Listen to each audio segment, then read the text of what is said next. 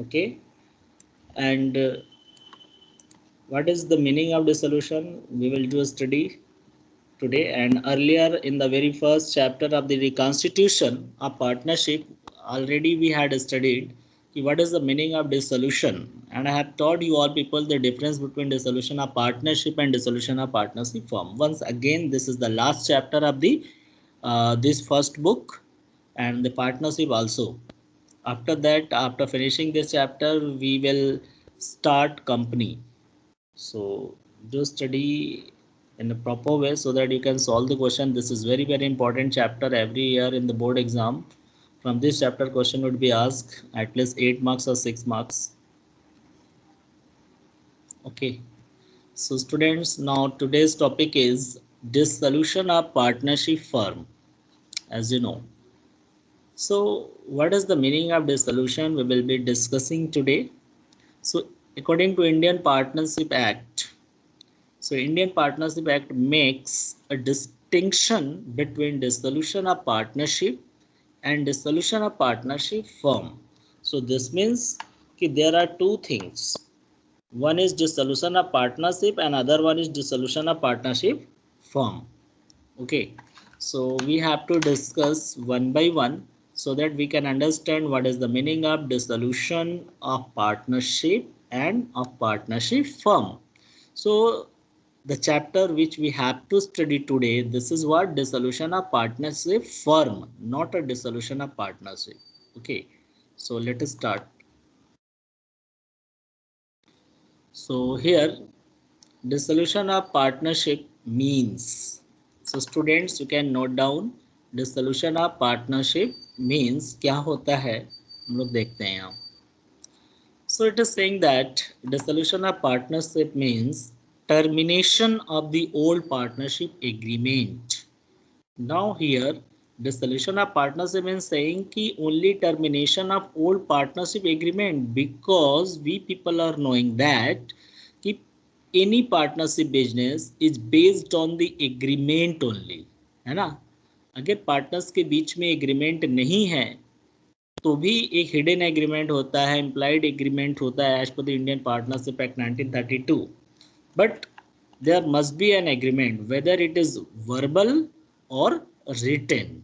Okay, so when the old agreement comes to an end, जैसे ही पुराना agreement टूट जाता है, ब्रीच ऑफ कॉन्ट्रैक्ट हो जाता है, एग्रीमेंट खत्म हो जाता है, ठीक है, तो उससे कहते हैं termination of old partnership agreement.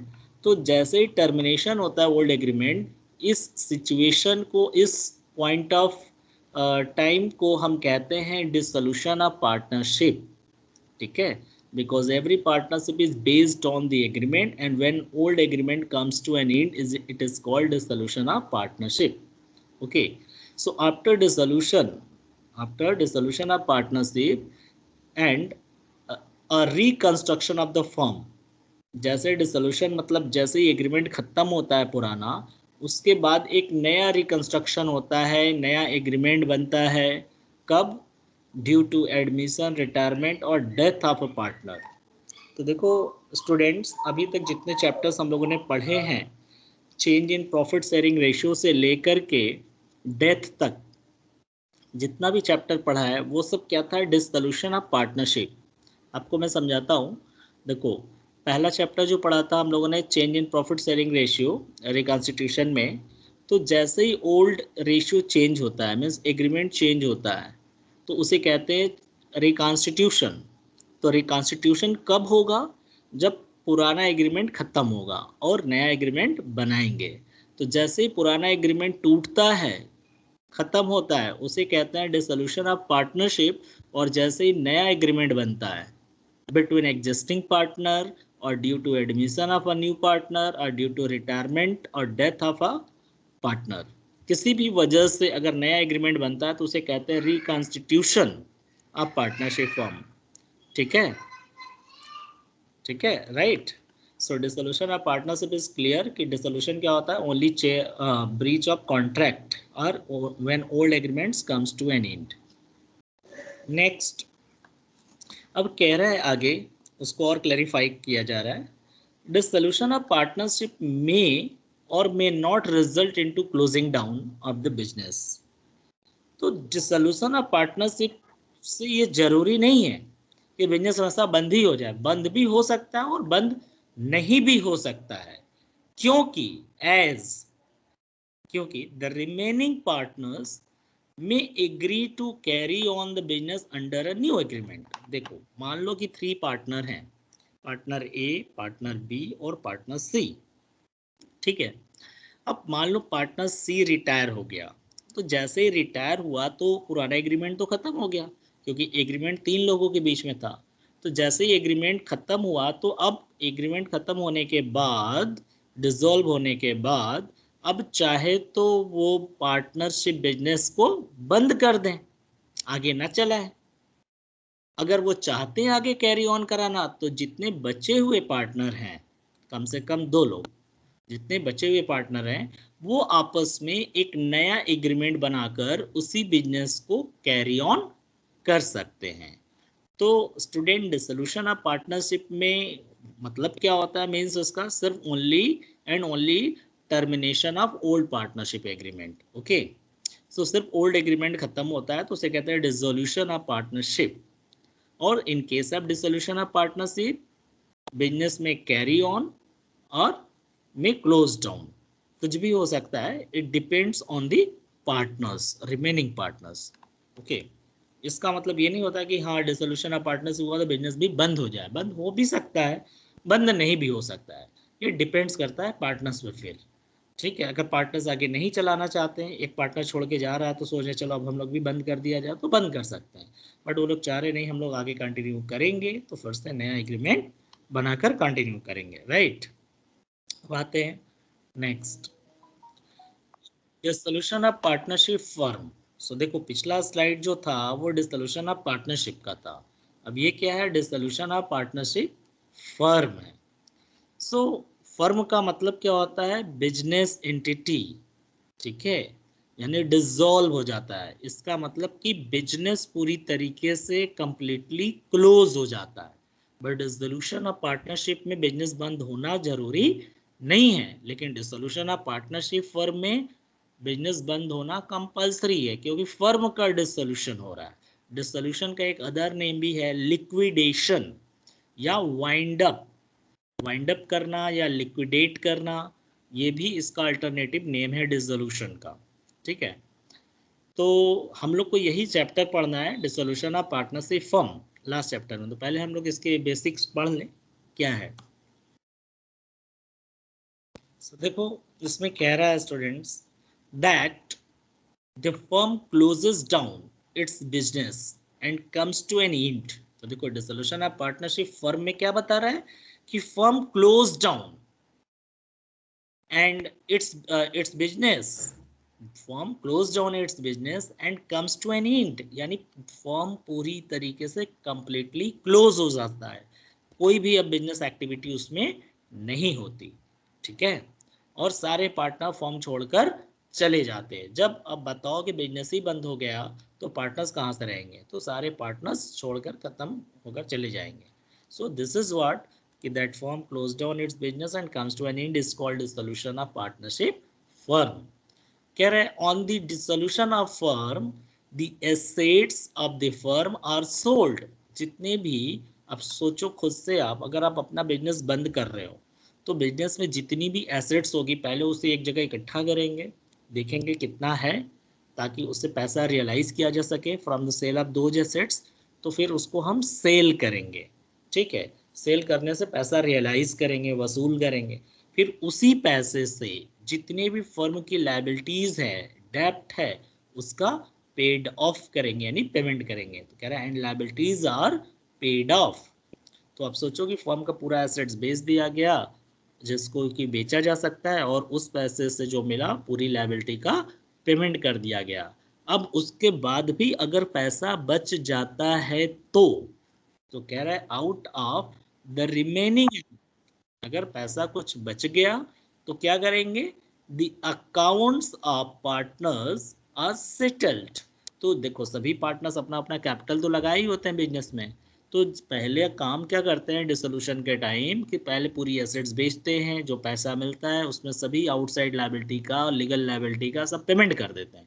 Payment करने के बाद अगर कुछ बच गया तो उसे सभी पार्टनर्स अपने अकाउंट के सेटलमेंट में बांट लेते हैं। ठीक है, तो ये है डिसोल्यूशन। सो इस प्रकार से हम कह सकते हैं, दस इन case of dissolution of partnership, देखो ध्यान समझना, दोनों का डिफरेंस समझ में आ जाएगा।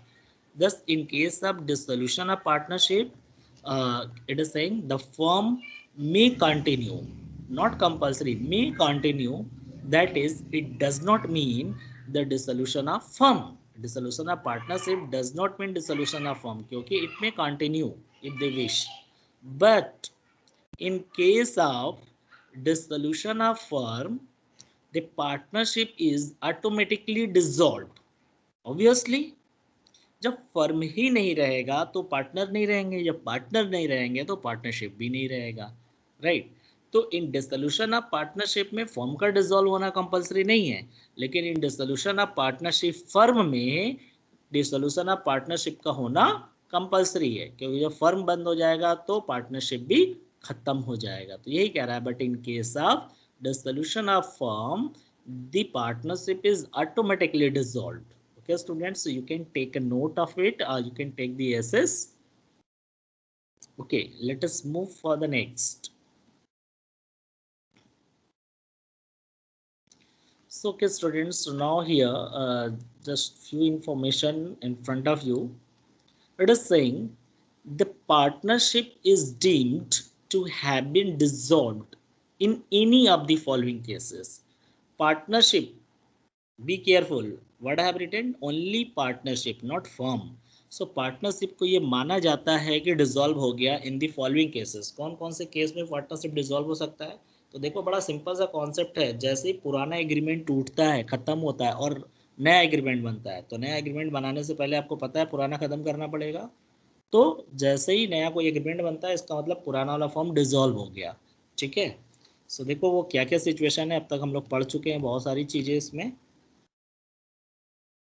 फर्स्ट, सो देखो, इन case of change in profit sharing ratio of the existing partner, हम लोगों ने पढ़ा है सेकेंड चैप्टर जो पार्टनरशिप का है।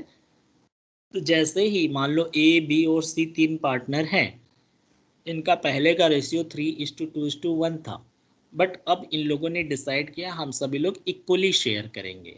तो क्या हुआ, एग्रीमेंट में चेंज हो गया। तो चेंज होने का मतलब कि पुराना एग्रीमेंट खत्म हुआ तब तो चेंज हुआ, ऐसा तो है नहीं कि पुराना भी लेके चलेंगे नया भी लेके चलेंगे। तो प्रॉफिट कैसे बांटेंगे, तो प्रॉब्लम होगी। तो इसलिए कोई एक लेकर चला जाता, तो पुराना खत्म करके नया लेके चलेंगे। तो चेंज हो गया, तो जैसे ही चेंज हुआ होगा तो चेंज होते ही ओल्ड एग्रीमेंट क्या हुआ होगा, डिसॉल्व हो गया होगा। ठीक है, सो पहला रीजन है पार्टनरशिप के डिसॉल्व होने का, change in profit sharing ratio of the existing partners. Okay, second, in case of admission of A new partner, obviously जैसे ही आप किसी पार्टनर को एडमिट करोगे, immediately you will change the profit sharing ratio, because suppose that कि मान लो कि पहले सिर्फ ए और बी पार्टनर्स थे जो कि पूरे प्रॉफिट को आपस में 3:2 में शेयर करते थे। अब सी को as a new partner admission दिया 1/4, तो आप खुद से सोचो कि सी को भी तो प्रॉफिट में हिस्सा मिलेगा, कितना मिलेगा, 1/4। सो 1/4 कहाँ से देंगे, तो उसी प्रॉफिट में से निकाल के देंगे ना। जो पहले दो लोग के बीच में शेयर होता था, अब वही प्रॉफिट तीन लोगों के बीच में शेयर होगा। तो इसका मतलब इनका प्रॉफिट शेयरिंग रेशियो क्या होगा, चेंज हो जाएगा। तो प्रॉफिट शेयरिंग रेशियो चेंज होने का मतलब क्या हुआ, एग्रीमेंट चेंज हो गया। ठीक है, तो जैसे ही एग्रीमेंट चेंज हुआ इसका मतलब फर्म डिसॉल्व हो गया। ठीक है, third, in case of retirement of a partner, अगर कोई पार्टनर फर्म छोड़ के चला जाता है, तो ऑब्वियसली पहले मान लो कि एक्स, वाई और जेड ये तीन पार्टनर्स थे और पूरे प्रॉफिट को तीन लोग मिलकर शेयर करते थे 3:1 में। अब जेड मान लो रिटायर हो गया, तो जब जेड रिटायर हो गया तो उसका शेयर 1/6 था, वो तो छोड़ के अब जाएगा फर्म में, अब तो फ्यूचर में नहीं लेगा। तो अब फ्यूचर में जेड का भी शेयर कौन लेगा, एक्स और वाई ही एक्वायर करेंगे। तो इसका मतलब एक्स और वाई का रेशियो चेंज हो गया, क्योंकि एग्रीमेंट तीन लोगों के बीच में था और अब से नया एग्रीमेंट ये लोग दो लोग के बीच में बनेगा और आगे बिजनेस चलाएंगे। तो ऑब्वियसली रिटायरमेंट के टाइम भी क्या हुआ, old agreement comes to an end, end हो गया तो वो डिसॉल्व हो गया। Next, in case of expulsion of partner, अगर कोई पार्टनर छोड़कर चला गया, मतलब एक्सपल्सन कर दिया गया, तो भी एग्रीमेंट में चेंज होगा। सेम है, डेथ भी सेम है आपका, रिटायरमेंट, डेथ, ये सब, कि कोई भी पार्टनर का डेथ हो गया तो अब रिमेनिंग पार्टनर न्यू एग्रीमेंट बनाएंगे अगर बिजनेस चलाना चाहते हैं तो, ठीक है, तो पुराना एग्रीमेंट टूट गया। इन case of insolvency of A partner, मान लो कि एक्स वाई जेड 3 पार्टनर हैं, उसमें से मिस्टर वाई इंसॉल्वेंट हो गया, तो अब वाई को हटाना पड़ेगा, ठीक है, क्योंकि पार्टनरशिप तो बंद हो जाएगा, कोई भी पार्टनर इंसॉल्वेंट होता है तो बचे हुए पार्टनर चाहे तो नया एग्रीमेंट बना करके आगे बिजनेस कर सकते हैं। तो जैसे ही बचे हुए रिमेनिंग पार्टनर आगे बिजनेस कंटिन्यू करने के लिए नया एग्रीमेंट बनाएंगे, वो क्या होगा, पुराना एग्रीमेंट खत्म हो जाएगा, तो वो डिसॉल्व हो जाएगा, ठीक है। And in case of expiry of the period of partnership, मान लो कि 3 पार्टनर्स थे एक्स वाई जेड, किसी बिजनेस को चलाने के लिए एक फिक्स पीरियड डिसाइड किए थे कि वो लोग 3 साल तक 4 साल तक बिजनेस चलाएंगे। जैसे वो पीरियड एक्सपायर हुआ, वो बिजनेस ऑटोमेटिक बंद हो जाएगा, मतलब एग्रीमेंट। बट अब जो वही पार्टनर अब चाहे तो नया एग्रीमेंट बनाकर आगे उसी बिजनेस को कंटिन्यू कर सकते हैं, तो उस केस में भी डिसॉल्यूशन हो गया ओल्ड पार्टनरशिप का, ठीक है। So these are the cases while there is a possibilities of dissolution of partnership only, okay। So student, you can take the notes of it, take the SS. Now we are coming to the next point, mode of dissolution of partnership firm. In the previous slide we had studied ki what are the modes of dissolution of partnership only, ki what are the situations, but in this slide we will to study about the modes of dissolution of partnership firm, not only partnership, okay students. So see, so there may be the following cases for the dissolution of partnership firm. First, out of that first case is without the intervention of the court, okay, यानी government का बिना intervention, बिना हस्तक्षेप किए भी firm बंद होता है, डिसॉल्व होता है। और एक बी वाला कंडीशन आएगा कि और बाय ऑर्डर ऑफ कोर्ट, ठीक है। तो हम लोग अभी पढ़ेंगे पहले कि बिना गवर्नमेंट के इंटरवेंशन के कौन कौन से ऐसे सिचुएशंस हैं जिसमें कि हमारा बिजनेस बंद हो सकता है, ठीक है।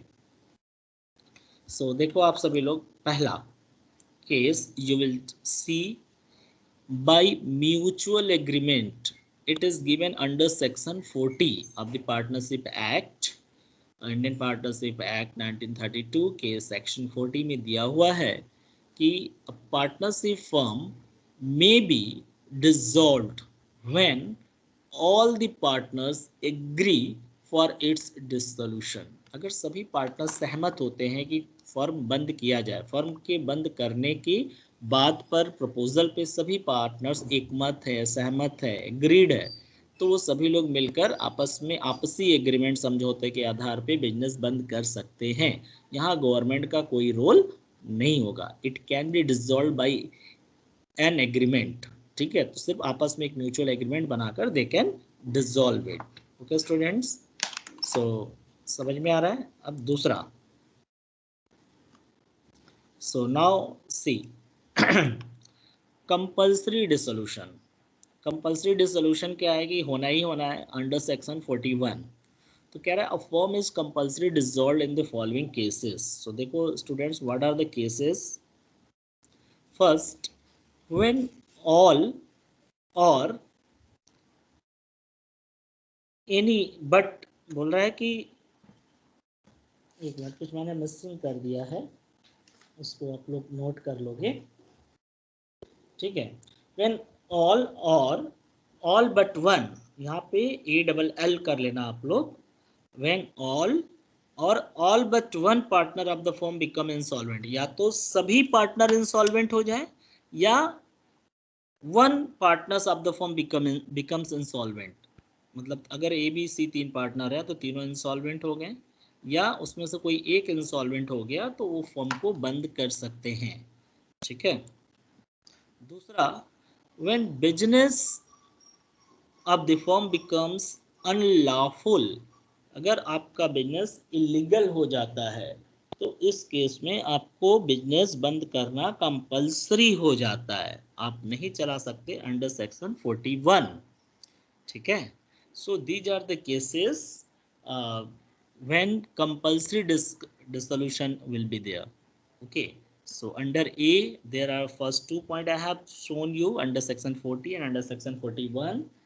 Now under section 42, let us see. So third, on happening of an event under section 42, so a firm may be dissolved on the happening of any of the following incidents. तो कौन कौन से इंसिडेंट्स ऐसे हो सकते हैं जहां पर कि फॉर्म बंद हो सकता है? ठीक है, पहला, on the insolvency of a partner, so many times we have repeated this point. On the insolvency of A partner में आपका अगर पार्टनर इंसॉल्वेंट हो जा रहा है सभी तो फॉर्म डिसॉल्व हो सकता है, मे बी डिसॉल्व्ड। ठीक है, second, on death of a partners may be dissolved, कि remaining partners will not continue, they will close. And on the fulfilment of the object, जैसे किसी पर्टिकुलर पर्पस के लिए फॉर्म का क्रिएशन किया गया था और जैसे वो ऑब्जेक्ट या पर्पस फुलफिलमेंट होता है, पूरा हो जाता है, फिर आगे उस बिजनेस को कैरी ऑन करने का कोई पर्पस नहीं रह जाता, तो इस केस में उस बिजनेस को बंद कर दिया जाता है अंडर सेक्शन 42। कि अगर से आप पार्टनर को इंसॉल्वेंट हो गया, कोई डेथ हो गया और जो पर्पस के लिए बिजनेस स्टार्ट किया गया था, फॉर्म किया गया था और वो पर्पस फुलफिल हो गया, ठीक है, on the expiry of the period for which the form was formed, suppose that कि for 3 4 5 year whatever particular period के लिए हमने बिजनेस स्टार्ट किया था और वो पीरियड ओवर हो गया, एक्सपायर हो गया, तो फिर आगे बिजनेस बंद कर सकते हैं। ठीक है, तो may be dissolve, it is not compulsory because all in this cases the remaining partner may continue by making a new agreement, but here I am saying on happening of an event under section 42 a firm may be dissolved। ठीक है, expiry of period या fulfilment of objective, suppose that कि बहुत सारे आप builder का काम देखते होंगे कि जो कंट्रैक्टर वगैरह होते हैं, ठीक है, मान लो किसी बिजनेस को किसी बिल्डिंग को कंस्ट्रक्ट करने के लिए, ठीक है, उन्होंने एक पार्टनरशिप बिजनेस स्टार्ट किया। ठीक है, जैसे ही वो उस बिल्डिंग का कॉन्ट्रैक्ट पूरा हुआ बनकर, ऑब्जेक्ट खत्म हो गया, तो वो बिजनेस को बंद कर सकते हैं। ठीक है, so this is what the example.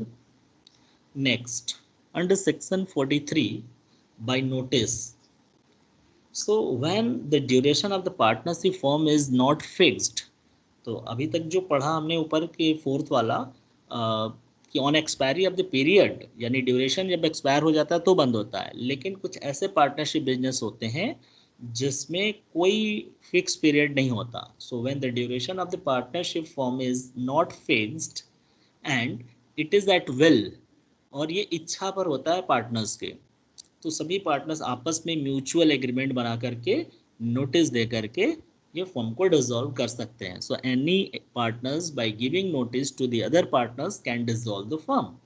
तो कोई भी पार्टनर्स फॉर्म छोड़ के जा रहा है तो एक तरीके से वो डिसॉल्व हो गया। अब आगे उनकी इच्छा पर है कि वो रिमेनिंग पार्टनर कंटिन्यू करेंगे या नहीं।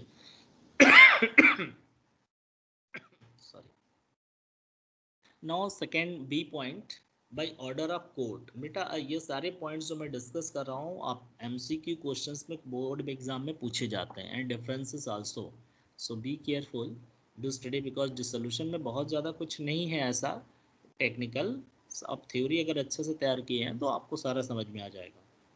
Bye order of court, order of court में क्या क्या कंडीशन है, कब कब कोर्ट ऑर्डर दे सकता है बिजनेस को बंद करने के लिए।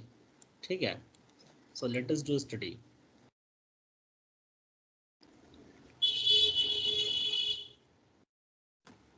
First point, it is saying the court may on an application by a partner, अगर कोई पार्टनर कोर्ट को एप्लीकेशन देता है, order the discussion of the partnership form under the following circumstance. देखो कोर्ट भी ऑर्डर दे सकता है बंद करने के लिए, कौन कौन से ऐसे सिचुएशंस है, let us see. First, when a partner has become unsound mind, अगर किसी पार्टनर्स का दिमागी स्थिति अच्छी नहीं है, वो मेंटली हरास्ड या वो अपने में रहकर नहीं कुछ काम कर सकता, is not capable to make an agreement and to do the participate in the management, so the court can give or issue an order on an application. Okay.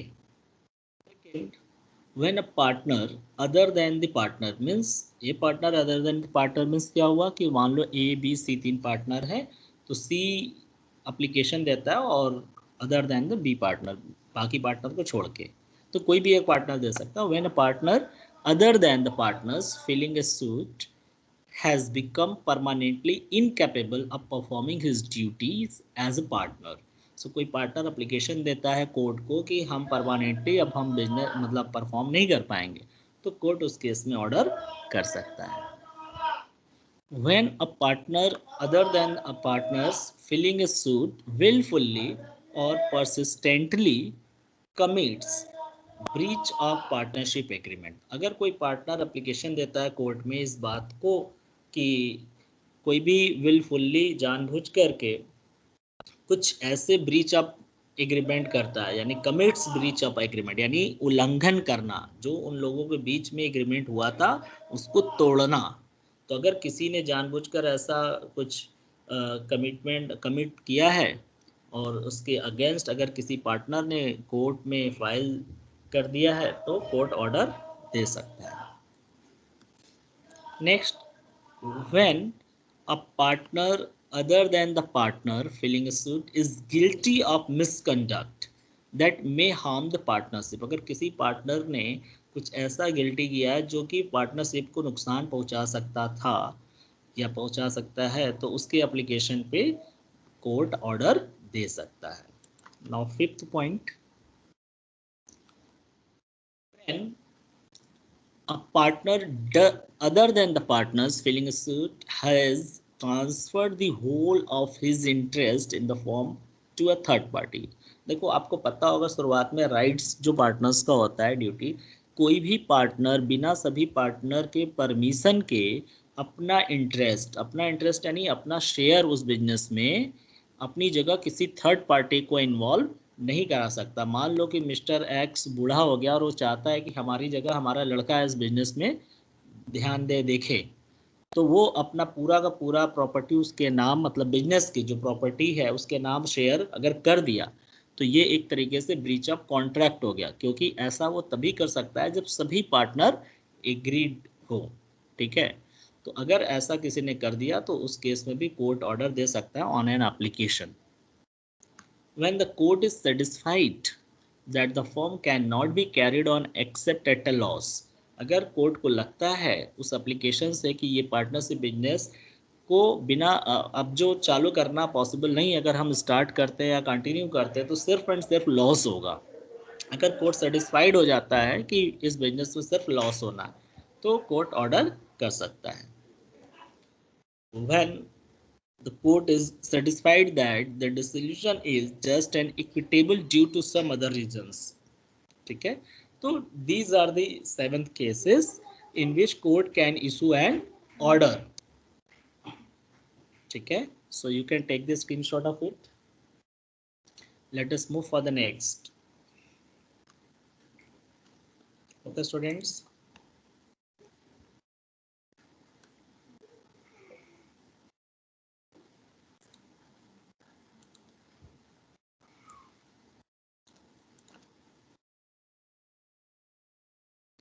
सो यहाँ पर आप देखो क्या है, यहाँ पर just going to discuss distinction between dissolution of partnership and partnership firm. तो दोनों में अंतर क्या है, इतना हम लोगों ने अभी स्टडी किया, सो इसके बेसिस पे तो हम समझ सकते हैं कि क्या क्या डिफरेंसेस हैं. ठीक है, सो अब आप देखो यहाँ पर बेसिक ऑफ डिस्टिंक्शन, ठीक है, और dissolution of partnership and dissolution of partnership firm. So पहला मीनिंग है, मीनिंग के आधार पे कहते हैं कि it refers to dissolution of partnership में it refers to change in existing agreement between the partners, the firm continues its business. तो ये हो गया डिसोल्यूशन. और यहाँ क्या है, it refers to closure of the firm. और कंटिन्यूएशन ऑफ द बिजनेस के बेसिस पे अगर देखा जाए तो the firm continues its business in case of dissolution of partnership. But here business of the firm comes to an end in case of dissolution of partnership firm. Economic relationship के base पे अगर हम दोनों में difference करें तो क्या होता है? सो कह रहा है economic relationship between the partners continues through in a changed form. ठीक है, ये सब हम पढ़ा चुके थे पहले भी कि डिसोल्यूशन ऑफ पार्टनरशिप में क्या होता है कि पुराना एग्रीमेंट खत्म होकर नया एग्रीमेंट बनाकर बिजनेस को कंटिन्यू कर सकते हैं. तो इकोनॉमिक रिलेशनशिप बना रहता है इन अ चेंज्ड फॉर्म. बट यहाँ पर कम्प्लीटली खत्म हो जाता है क्योंकि जब बिजनेस ही नहीं रहेगा तो इकोनॉमिक इंटरेस्ट या रिलेशनशिप कहाँ से होगा. तो economic relationship between the partners comes to an end. Okay, next fourth point, closure of books of account. So books of account need not to be closed. तो इन case of dissolution of partnership में जरूरी नहीं है क्योंकि business अगर continue करना है तो सिर्फ एग्रीमेंट में चेंज करके रिवोल्यूशन करके ये लोग फिर से उसी बुक्स को कंटिन्यू कर सकते हैं. बट यहाँ पर क्या है, डिसोल्यूशन ऑफ पार्टनरशिप में books of account have to be closed. ये पूरी तरीके से बंद हो जाएगा क्योंकि आगे बिजनेस स्टार्ट नहीं करना है, कंटिन्यू नहीं करना है. Next, settlement of assets and liabilities. So assets are revalued and liabilities are reassessed, and gain or loss on revaluation is distributed among the partners in their old profit sharing ratio. But इसमें क्या होता है, इसमें हम लोग revaluation नहीं करते हैं. इसमें assets are sold and liabilities are paid off and the balance if any is distributed among all the partners. ठीक है, यहाँ पे कोई revaluation नहीं, यहाँ realization होता है. Effect. So dissolution of partnership does not necessarily means the dissolution of firm. तो effect यानी प्रभाव, dissolution of partnership का मतलब जरूरी नहीं है कि फर्म बंद ही हो जाए, but dissolution of firm is necessarily means the dissolution of partnership also. ठीक है. Now court's intervention. There is no intervention by the court since partnership is dissolved by the mutual consent. But here a firm can be dissolved either without the intervention of the court or by order of the court. दोनों में से किसी के through भी हो सकता है. So student, ये आपका डिफरेंस हो गया जो कि बोर्ड एग्जाम में अक्सर पूछा है 1 मार्क्स का, चाहे वो कोर्ट इंटरवेंशन के बेसिस से पूछ रहा हो या क्लोजर ऑफ बुक्स या इकोनॉमिक रिलेशनशिप या मीनिंग, अक्सर पूछा करता है. ठीक है, तो इसलिए सब अच्छे से आप तैयारी कर लेंगे. Next, settlement of account on dissolution. अब क्वेश्चन ये अराइज होता है कि जब बिजनेस बंद हो रहा है तो सबका अकाउंट कैसे सेटलमेंट किया जाएगा. तो ये भी बहुत ज़रूरी है समझना क्योंकि ऑर्डर ऑफ सेटलमेंट हमें पता होना चाहिए, तभी हम लोग न्यूमेरिकल क्वेश्चन सॉल्व कर पाएंगे. So here settlement of account, just I am reading under section 48 the Partnership Act specify the mode of settlement of accounts on the dissolution of a partnership firm. It is as follows. क्या क्या है एकदम अच्छे से समझना आप लोग इसको. सबसे पहले कह रहा है first of all the amount of loss including the deficiency of capital shall be paid out of profit. तो जो भी लॉस होगा या कैपिटल कम होगा, डेफिशिएंसी होगा, तो पहले प्रॉफिट से पेड किया जाएगा. फिर नेक्स्ट उसके बाद भी अगर बच गया तो आउट ऑफ कैपिटल से लाकर पेमेंट किया जाएगा. फिर lastly if necessarily will be realized from the partners in their profit sharing ratio. और अगर उसके बाद भी बच गया, जरूरी हुआ, तो सभी पार्टनर्स से प्रॉफिट शेयरिंग रेशियो में उनसे रियलाइज. ठीक है, ये हम लोग को ज़्यादा समझ में आएगा जब न्यूमेरिकल सॉल्व करेंगे. Second point, amount realise from the sale of assets. ध्यान से समझना, ये समझ में आएगा आपको, यही आपको न्यूमेरिकल में लगाना है. सेकेंड पॉइंट जो हम पढ़ रहे हैं अभी, amount realized from the sale of assets of the firm including any sum contributed by the partner shall be applied in the following manner and order. तो देखो, जो भी हम एसेट्स बेचेंगे फर्म को बंद करते समय, जितने भी एसेट्स को सेल करेंगे, तो उससे कैसे हम सेटलमेंट करेंगे उसका ऑर्डर हम यहाँ डिस्क्राइब करेंगे. ठीक है, तो फर्स्ट ऑफ ऑल आउटसाइड डेप्ट of the firm will be paid. मान लो जितने भी बिजनेस के एसेट्स आपने सेल किया, ठीक है, उस सेलिंग प्राइस में से, रियलाइज्ड वैल्यू में से सबसे पहले आप आउटसाइड लायबिलिटी का पेमेंट करेंगे. जितने भी क्रेडिटर्स होंगे, लोन होंगे अदर देन पार्टनर, ठीक है, आउटस्टैंडिंग वगैरह जो भी होगा, लीगल एक्सपेंसेस, इन सभी चीज़ों का सबसे पहले पेमेंट करेंगे। उसके बाद अगर पैसा बच गया तो out of the remaining amount the loans and advances bye partner will be paid up. तो याद रखो, लोन दो तरीके का होता है, एक पार्टनर्स लोन होता है, एक अदर देन पार्टनर्स लोन। जो अदर देन पार्टनर्स लोन होता है, मतलब दूसरे लोगों से लोन लिया गया है, चाहे बैंक से चाहे बाहरी लोगों से, उसको पहले पेमेंट करते हैं फर्स्ट ऑफ ऑल वाले में। उसके बाद जब बच जाता है तो उस पैसे में से सबसे पहले हम, अगर किसी पार्टनर ने फर्म को लोन दे रखा था, तो उस पार्टनर के लोन का पेमेंट करेंगे। अब उसके बाद पार्टनर्स का लोन पेमेंट करने के बाद भी अगर बच गया, thereafter the balance of partners capital account will be return, यानी कैपिटल अकाउंट बनाएंगे पार्टनर्स का, जितना उनका बैलेंस बचेगा कैपिटल अकाउंट का वो उनको पेमेंट कर देंगे, ठीक है। If some amount remains it will be divided among the partners in their profit sharing ratio. अब इस सबको भी देने के बाद अगर पैसा बच गया तो जो बचा वो प्रॉफिट है, वो सभी पार्टनर्स के उनके प्रॉफिट शेयरिंग रेशियो में डिस्ट्रीब्यूट कर दिया जाएगा, ठीक है। This is what settlement of accounts on dissolution की कैसे करेंगे, ठीक है। इसका एसेस ले लो, हम just I am going for the next. Payment of firms डेब्ट एंड प्राइवेट डेब्ट। देखो ये क्या होता है समझना बहुत ज़रूरी है, क्योंकि इसमें भी ऑर्डर है, 1 मार्क से क्वेश्चन में पूछा जाता है। पेमेंट ऑफ फर्म्स डेब्ट एंड प्राइवेट डेब्ट अंडर सेक्शन 49। सो देखो यहाँ मैं एक्सप्लेन कर देता हूँ। पहली बात की फर्म डेब्ट क्या होता है और प्राइवेट डेब्ट क्या होता है ये समझ लो। सो कह रहा है फर्म डेब्ट, डेब्ट्स विच द फर्म ओज to outsider are called firms डेब्ट। अगर फर्म ने किसी दूसरे से उधार लिया है तो ये फर्म डेब्ट हो गया। प्राइवेट डेब्ट विच a partner owes in his personal capacity are called private debts. अगर पार्टनर ने अपने पर्सनल यूज के लिए घर से रिलेटेड अपना कोई लोन वगैरह उधार लिया तो वो प्राइवेट डेब्ट्स हो गया। अब ध्यान से समझना कि कैसा सेटलमेंट होगा। तो अमाउंट जो रियलाइज्ड होता है एक फर्म के पैसे से रियलाइज्ड होता है, एक प्राइवेट पैसे से भी रियलाइज होता है, क्योंकि पार्टनर्स की जो लायबिलिटी होती है वो अनलिमिटेड होती है। तो ध्यान समझो, कह रहा है कि पहला amount realise from the sale of the assets of the firm. ध्यान रखना, यहाँ फर्म का एसेट्स बेच करके जो पैसा रियलाइज किया गया है, इस पैसे का यूज कहाँ करेंगे, इज फर्स्ट यूज टू पे ऑफ फर्म्स डेब्ट। तो फर्म का एसेट्स बेचेंगे तो पहले फर्म का डेब्ट पेमेंट करेंगे। If there is any surplus available it is distributed among the partners. तो फर्म के पैसे से हम प्राइवेट डेप्ट का सेटलमेंट कभी नहीं करते, ये याद रखोगे।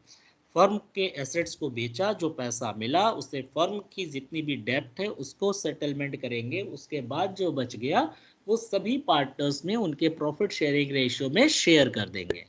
दूसरा point, amount realised from the sale of private state of partner, यानी पार्टनर्स की निजी संपत्ति को बेच करके जो भी पैसा मिलेगा इसका यूज सबसे पहले उनके प्राइवेट डेब्ट्स को पेमेंट करने में ही किया जाएगा है ना।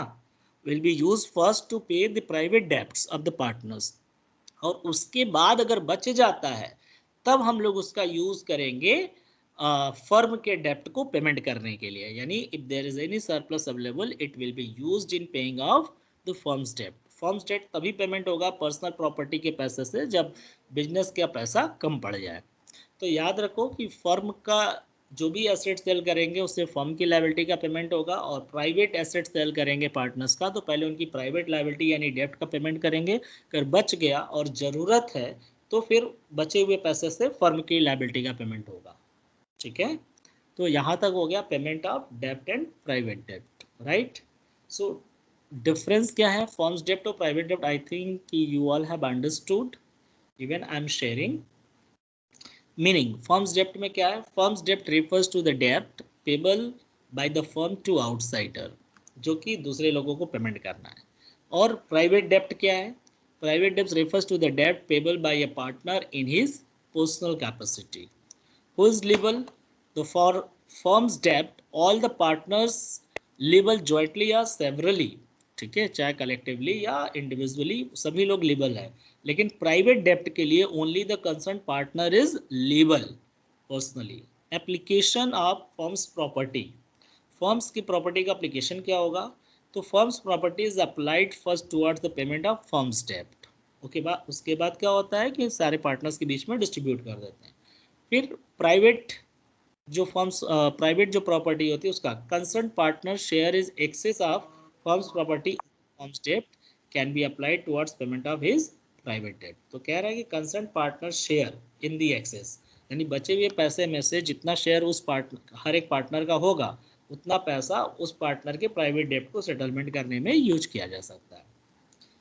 एप्लीकेशन ऑफ प्राइवेट प्रॉपर्टी, तो प्राइवेट प्रॉपर्टी का surplus of partner's private property over his private debt can be applied towards the payment of firm's debt, and private property is applied first towards payment of private debt। तो I hope कि ये आप लोगों को समझ में आ गया होगा कि प्राइवेट प्रॉपर्टी का जो भी पैसा मिलेगा पहले उससे प्राइवेट डेप्ट का पेमेंट करने के बाद जो बच गया फर्म्स का पेमेंट करेंगे, ठीक है, फर्म्स डेप्ट के केस में, और प्राइवेट डेप्ट में सबसे पहले प्राइवेट डेप्ट का पेमेंट करेंगे।